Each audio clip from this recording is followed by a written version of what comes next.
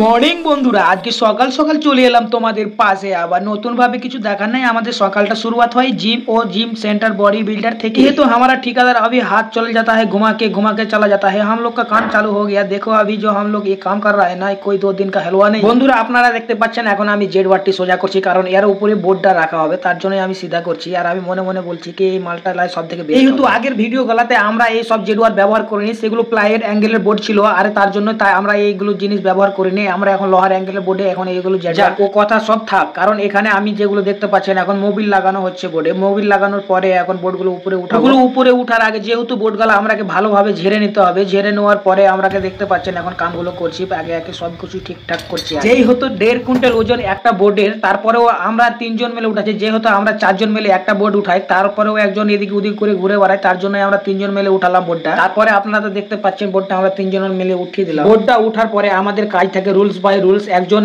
লোক লাগিয়ে দিবে সেখানে নাট, আর একজন বোর্ডটাকে ধরে থাকবে, আর আমি এই যে তারটা নিয়ে এখন বেঁধে দেবো। বেঁধে দেওয়ার পরে আমার কাজ থাকবে জেড ওয়ার গুলো সোজা করা, বোর্ড গুলো মেকিং করা। মানে বোর্ডে কোনো ঢালাই কংক্রিট থাকলে আমাকে পুরোটাই সাফ করে দেখতে হবে কোনটা ঠিক আছে কোনটা ভুল আছে। আমাকে চারদিক ঘুরে ঘুরে দেখতে হয়। তারপরে আপনারা তো দেখতে পাচ্ছেন একজন না 3 জন না 2 জন মিলে। এই হতো এটা 2 নাম্বার বোর্ড আমরা উঠালাম, আর রিয়েল গুলো সোজা করছি। তো একজনে হয়ে যায়, কিন্তু আমরা 10 সারিয়ে ছিল, 2 জন মিলে এখানে মারলাম খুব গাঁতা করে, যেন ওয়ালটা একদম ফাঁক না হয়, পুরো ফিনিশিংটা বরাবর আছে। এইগুলো ভিডিও ভাই আপলোড দিচ্ছি, যারা বাড়িতে ফালতু ছেলে মেয়ে বসে আছেন তাদের জন্য। আপনারা বোর্ড ভিডিওগুলো দেখবেন, তাহলে একটা নলেজ বেরেন।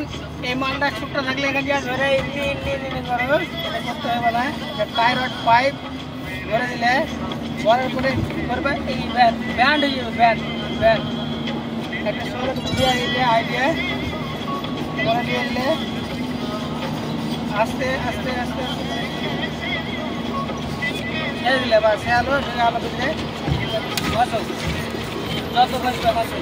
আমি যেইগুলো অ্যাকচুয়ালি সিস্টেম দেখালাম টায়ার রডের পাইপ বেড়ে এইভাবে মোবিলটা মাখালে অ্যাকচুয়ালি কি হয়, মাঞ্জা পিঠে লাগানো খুব ভালো লাগে, তাড়াতাড়ি কামটা সরকে।